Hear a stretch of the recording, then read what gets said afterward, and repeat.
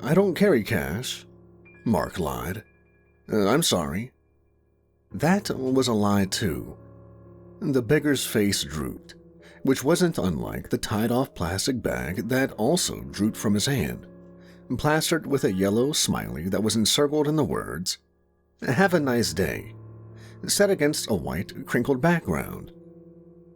The ghetto grocery sack was encumbered by what must have been a clump of quarters, and a few crumpled singles that the bum had managed to squeeze out of some gullible saps. But not Mark Riley. No. Mark Riley was anything but a sap. "You sure you don't need any?"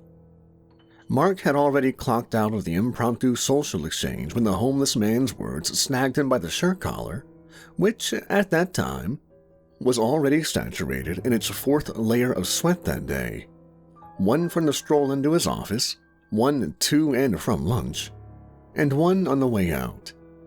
And now that he was standing still under the forgiving Miami sun and wedged between two mountains of Miami skyscrapers, the Florida heat was cooking him like an easy-bake oven, and some pity party hosted by a dim-witted street person wasn't going to keep him from the cool AC of his BMW. "Excuse me?" Mark asked, pissed that he even had to do so, giving the man half a glance over his sweaty cold shoulder, which was already facing the employee parking garage. The shaded employee parking garage. "You sure you don't need any?" "Any what?" Mark asked with a snip. "Change." Mark's jaw settled into place before he took 2 strides towards the bum. The homeless man was silent, and despite the hustle-bustle of the city life, the beeping of cement trucks and the honking of car horns, there was an intimacy between the two of them, which wasn't a moment Mark wanted, but merely one he got. "And why would I need that?" Mark asked. His gaze was sharp as a razor, but perhaps not as piercing as the homeless man's, who looked up at Mark from the sidewalk and grinned. For a moment, Mark thought he might have recognized the man, but Mark Riley wasn't the kind to hang around bums. "You just looked like a man that needed some change. Or am I mistaken?" They were close now. Perhaps too close for Mark's liking, with noses but inches apart and dripping sweat onto the sidewalk. It seemed to evaporate almost instantaneously, disappearing from a gray, dark blotch in a matter of seconds, and the heat was quickly rising to Mark's head. And yet, despite the oily slick accumulating on the bum's face, he didn't smell like the typical street dwellers of the city. Even so, this was the closest Mark Riley had ever been to a homeless bum before, and only because he was trying to prove a point. "Yeah, you're mistaken. I've got plenty of change," Mark said, glancing down to the plastic bag. "And it looks like so do you. So why don't you go take your $4 and go buy yourself and some of your street people friends a warm beer before I kick your ass right here on the street, huh? It's not like anyone would care." The homeless man's smile faded, but only for a moment, before he lifted the bag and grimaced once again, matching the cheeky face on the wrinkled plastic. "It just looked like you could use a smile." The yellow smiley stared back at Mark with wide black eyes. In the quite literal heat of the moment, Mark was tempted to say something, perhaps even yell it. But he couldn't compete with the sounds of the city and the beeping of cement trucks. So, instead of saying anything, he frustratedly snagged the bag from the bum's hand and marched off into the shade of the garage, not taking a second glance at the homeless man who, had Mark bothered to turn around, was still staring him down. Mark quickly reached his shaded BMW, which was a dark shade of carbon black, as they called it, both slick and hot to the touch at this point, and flung himself inside, his stained button-up clinging to his back as he leaned into the crisp AC set to maximum speed and breathed in a refreshing sigh of ice-cold air with a hint of black ice. After a moment of cooling down, He laid back and lifted the plastic bag before the steering wheel. He went to open it but stopped himself midway. "It's probably got AIDS in it," he muttered to himself with a smirk and a wag of his head. Or maybe it was chock full of those Bible tracts, the little pamphlets that told you to repent and trust in the Lord, or some corny crap like that. Hell, sometimes they even made him look like dollar bills just to entice schmucks that wanted a freebie handout. And Mark Riley was anything but a schmuck. Before he had time to decide whether or not to chuck the bag out the window, it was already too late. Whatever kind of gas it was that was seeping from within it had managed to fill up the BMW, and within mere moments, Mark Riley was out like a light. And if he had bothered to check the rear view, he would have seen a familiar face staring back at him.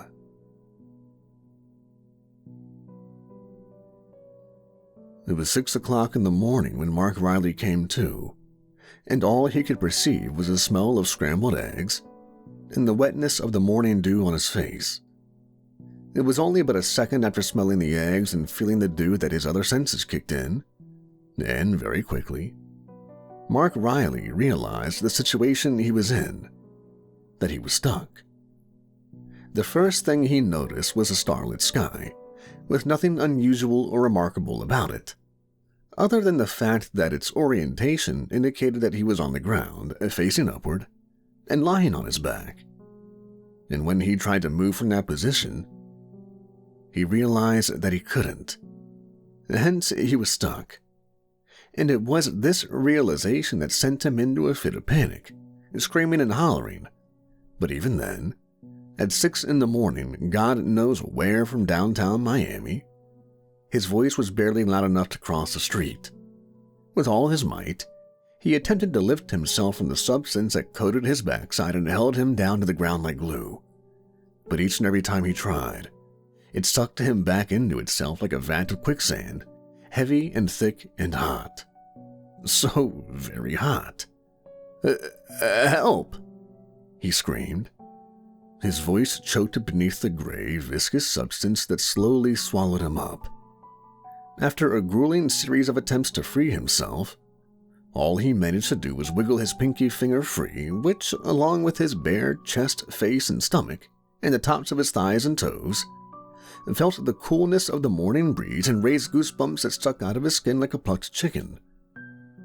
He was submerged, split exactly halfway down the middle of his body, and there was nothing he could do about it. It was then that the joyous sound of shuffling shoes had suddenly interrupted his panic, and though he couldn't lift his head but half an inch, he knew someone was approaching him. "Oh, thank God, please help!" Mark Riley's voice cut off swiftly as the approaching shuffling shoes halted in their tracks, and the homeless bum, that very same man from before, but now holding a plate of scrambled eggs and a plastic fork, knelt down before Mark's immobile body sticking halfway out of the ground. "Do you really think anyone's coming to help you, Mark?" the man asked. Had Mark been able to scratch his head, he surely would have at this point. He stumbled over his words of all the questions to be asked. A quite mild one left his chapped and trembling lips. How do you know my name?" The bum smiled, as if genuinely surprised he had asked that one. "I know a lot more about you than your name, Mark. Do you really think it was a coincidence that I approached you yesterday?" Mark thought about it before asking his second, more obvious question. "Wait, did you do this to me?" The bum seemed to have expected that one. "Ah, you did this to yourself, Mark." Is this about the money?" Mark snapped, changing the subject, his face twitching around while he tried to make eye contact with the stranger. I'm sorry. Look, I had a bad day yesterday, and I'll give you whatever you want, and just please." "Are you truly sorry?" the beggar asked. Yes. The bum sighed. Oh, I'd like to believe you, Mark. Really, I would. But I offered you change yesterday, and you turned me down. And I found $40 in cash, mind you, in your wallet.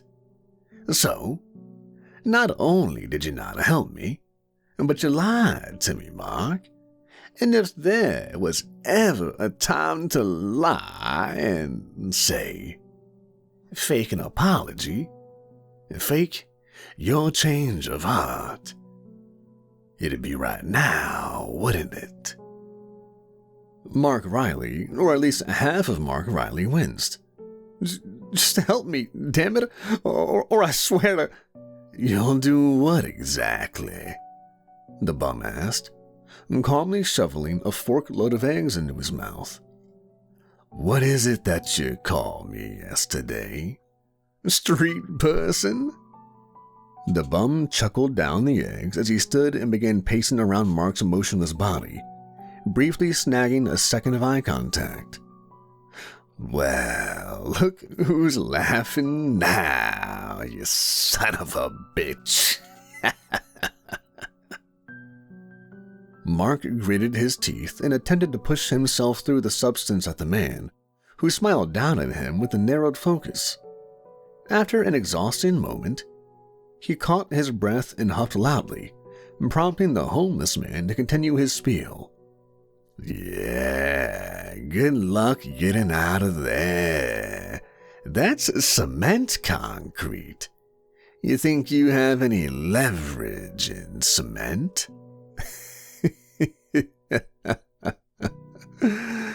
Oh, man. You've got about, give or take, 10 hours or so till that stuff dries. Now, while this might be a rather unusual punishment, surely I'm not cruel. See, there is a way out of this, Mark. That being a good Samaritan helps you. Mark's head sunk into his chest, which was already sunk in itself. He gasped, nearly suffocating on his own spit. And if they don't? He asked. The bum knelt down once again and forced another gulp of scrambled eggs into his mouth. And if they don't, well... The bum's voice trailed off as he thought about his answer.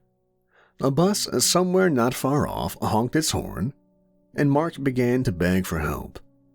No one heard him. You've lived in Miami for some time now, the bum asked. Mark attempted to nod but couldn't. Yes, listen, you've got to admit, it gets pretty hot out here, doesn't it? Mark didn't answer. He was too busy staring up at the sky, which was swelling with a deep, rich orange-yellow saturating the once misty blue and white.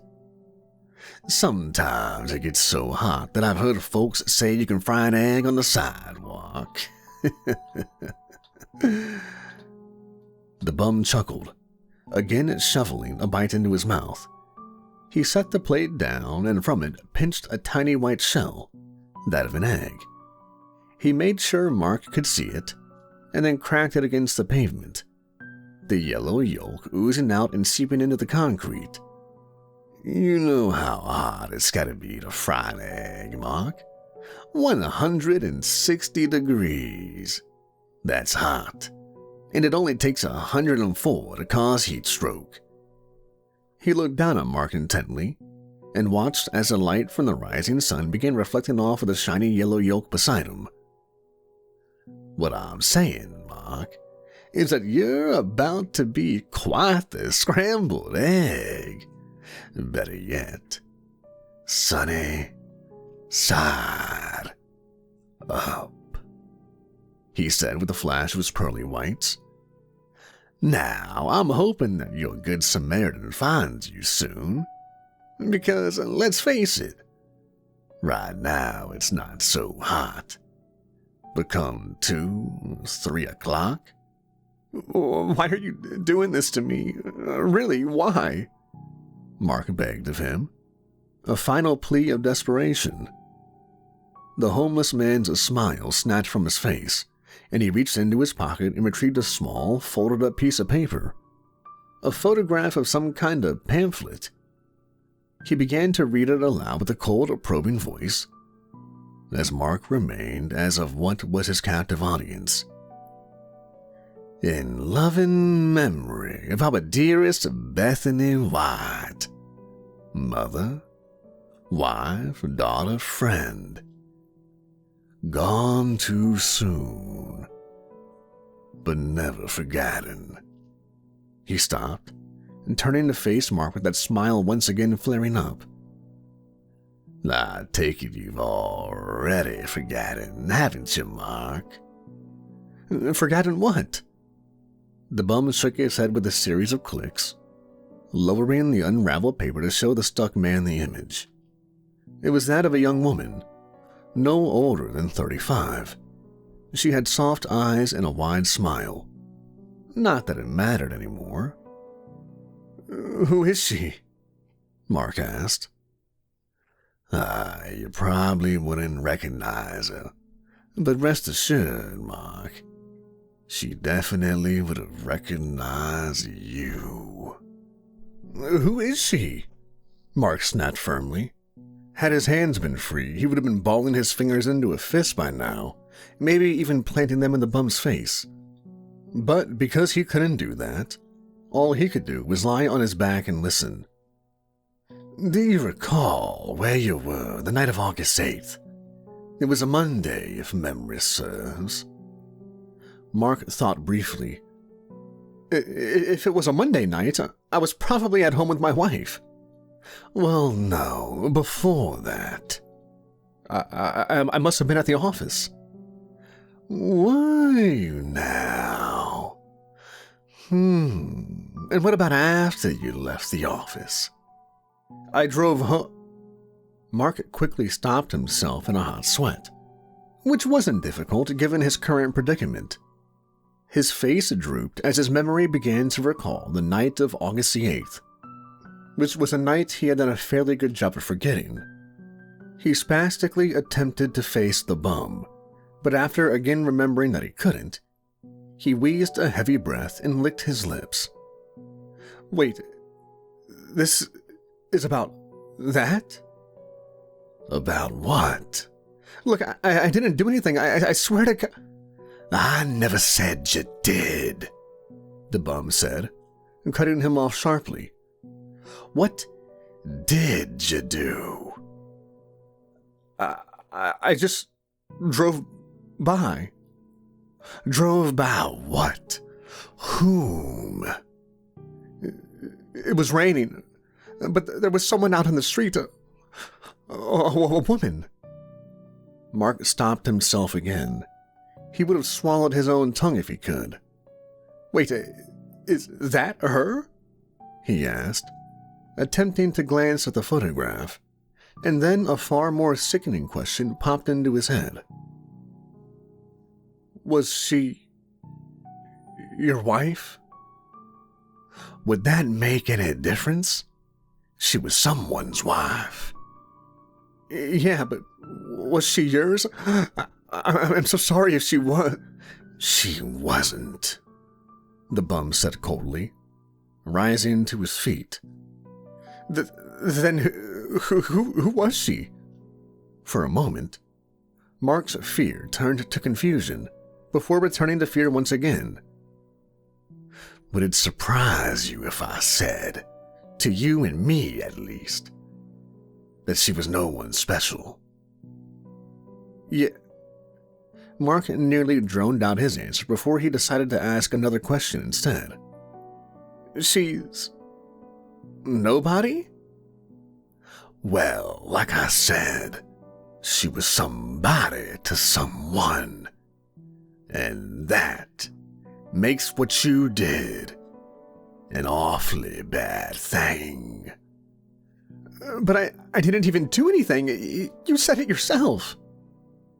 And that's exactly the point, Mark. You didn't do anything. You watched a woman take her final breaths, sprawled out on the street like some kind of crippled animal, and you just kept driving. Mark's face froze solid, which wasn't unlike the rest of him by this point. Frozen, yet at the same time, terribly and bitterly hot. It wasn't my business, he admitted.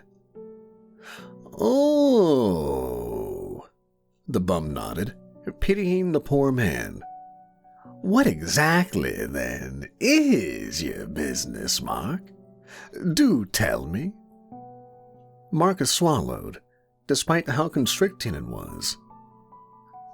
I'm an insurance agent. Oh, the bum said, more condescendingly than before. Insurance. I hope the irony isn't lost on you there, Mark. It wasn't. Look, Mark said calmly, trying to slow his pounding heart. Just listen, okay? No, you stupid bastard, the beggar snapped. He took in a sharp breath and cleared his throat. This is your turn to listen now. If I didn't want you to listen, I would have put you in deeper and your eardrums would have clogged with cement. So shut up, Mark, or I'll have to fill up your mouth too. Mark, as he was told, shut up. You know, Mark, there are a lot of folks that have said that people like you ought to burn. People who love watching train wrecks but hate doing anything to stop them. The bum paced to a halt before pivoting in the opposite direction and carefully stepping over the runny egg yolk. And I used to be one of those folks, waiting for the day when people like you would burn. But then one day I thought to myself, wow, wait.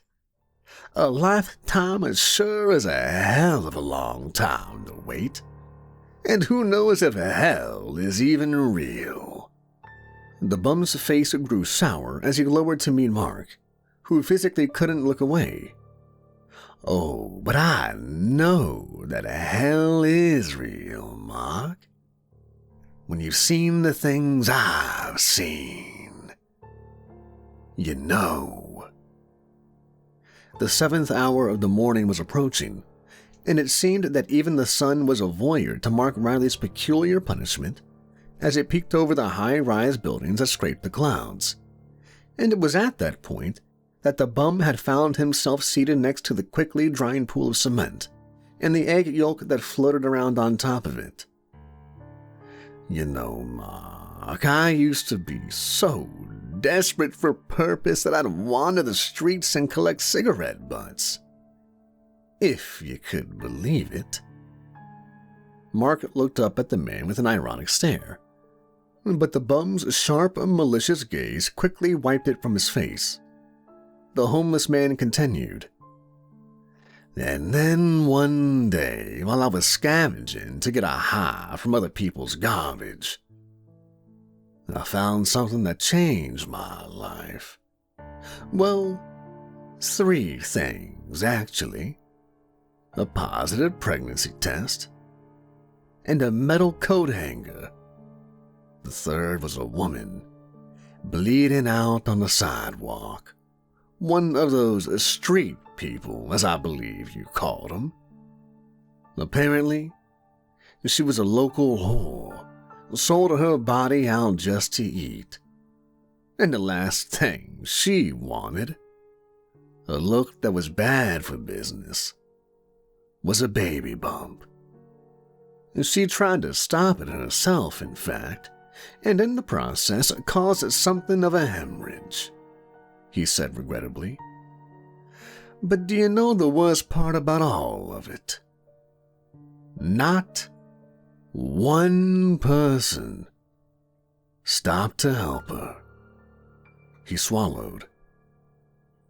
And she died. And those people will burn just like you. And burn he did.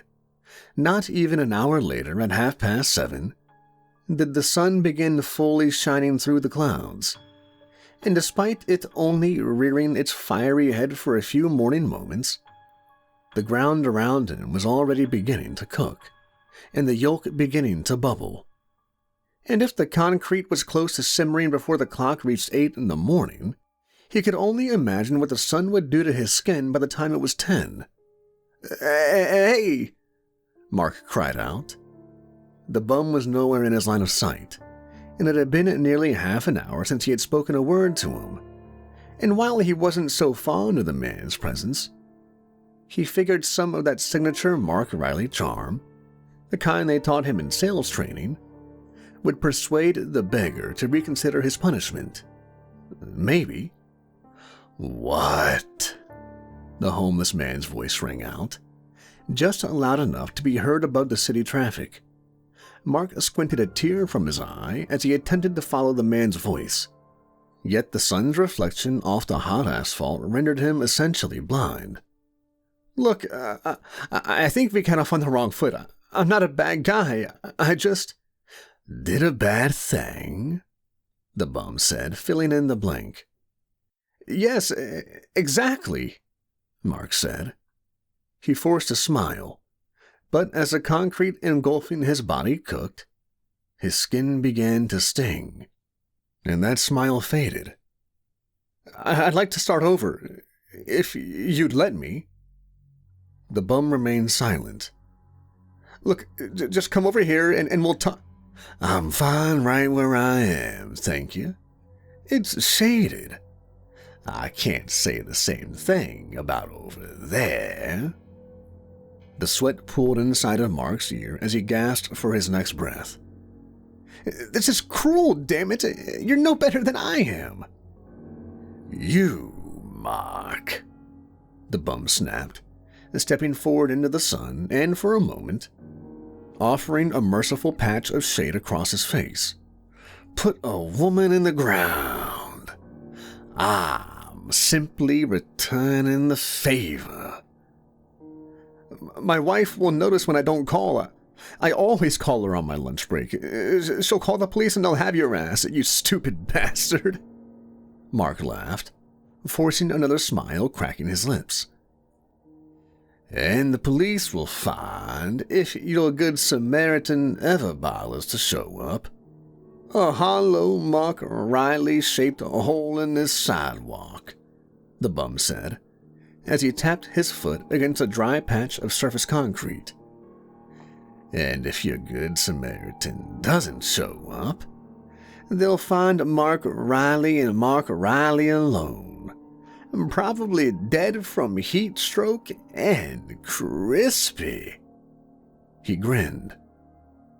Mark Riley's quote-unquote good Samaritan, if a word such as good should apply, came over an hour later, in the form of a curious young man with bleached blonde hair and gazing green eyes that were better at snooping than sympathizing. He was late for his morning bus and was no stranger to hopping metal fences and brick walls to get to his stop.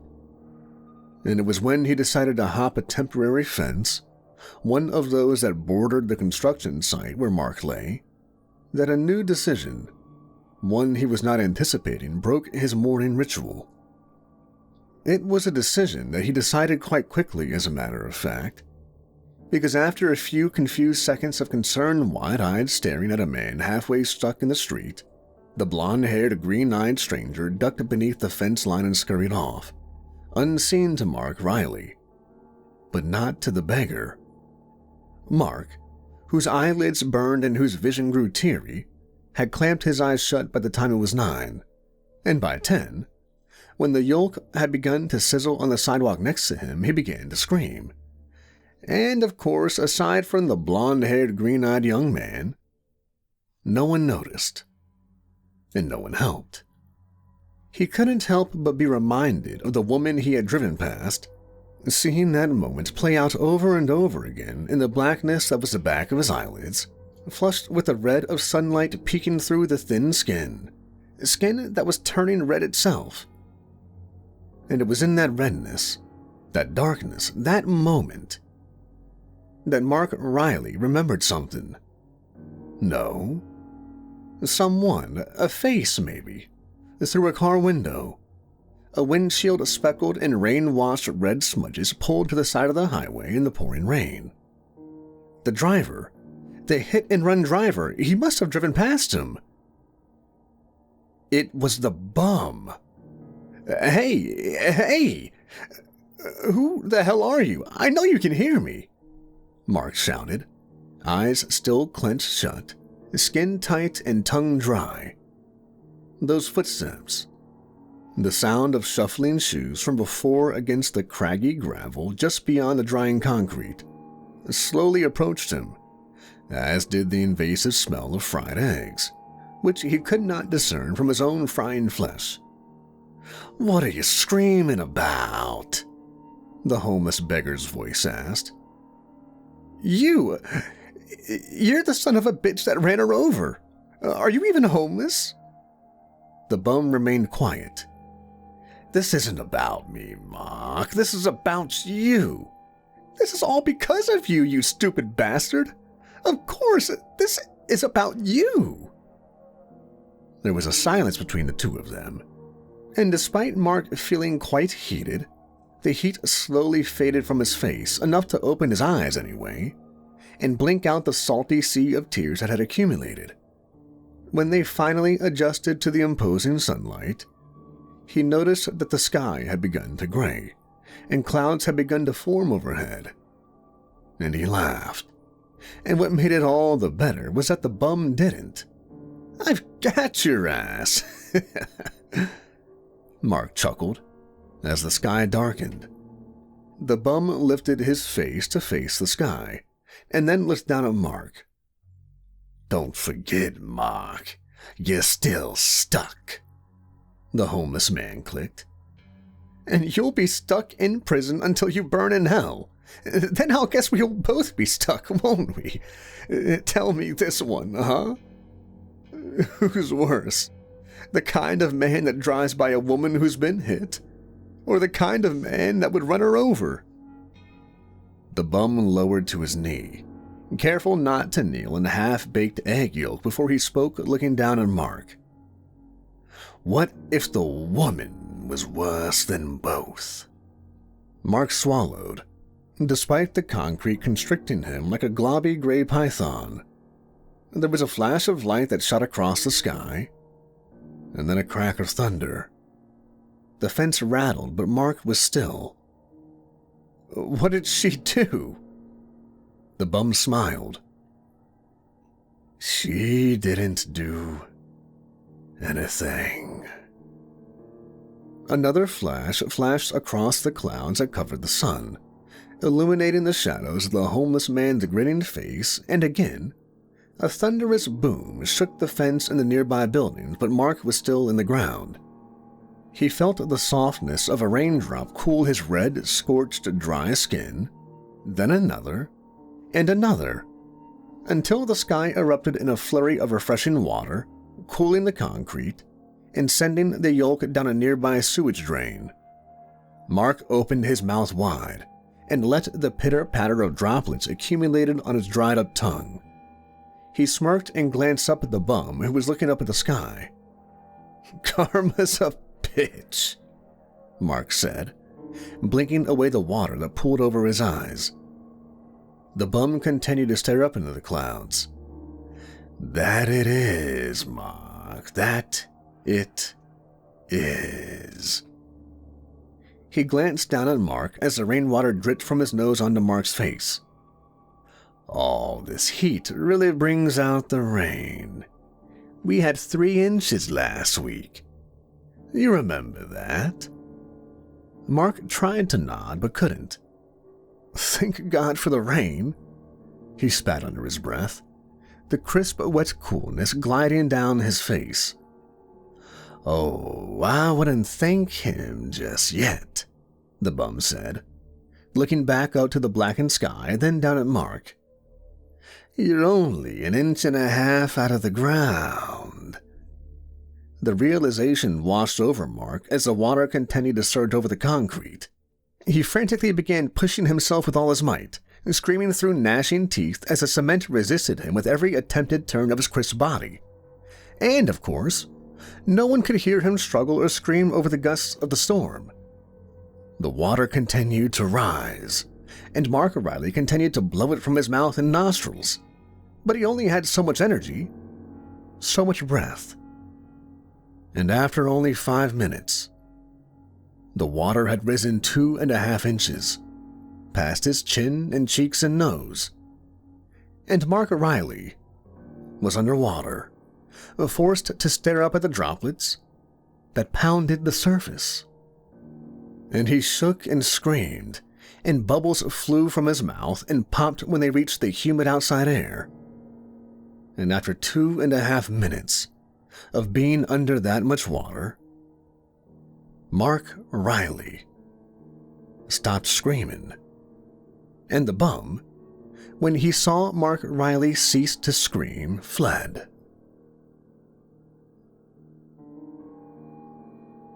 "Local man found dead in concrete," the paper read. There was no image, but the morbid title alone said it all. $1.20, the salesman said, squinting through the morning sunlight. The man holding the paper reached into his pocket and dropped $2 bills into his hand. "You want to round up? It's for a good cause." "Yeah, sure. Keep it," the man said.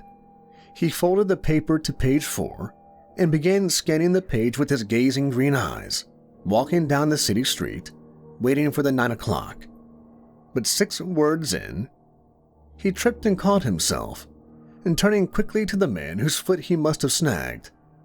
"My bad," the man said, raking his fingers through his bleached blonde hair and gripping his newspaper.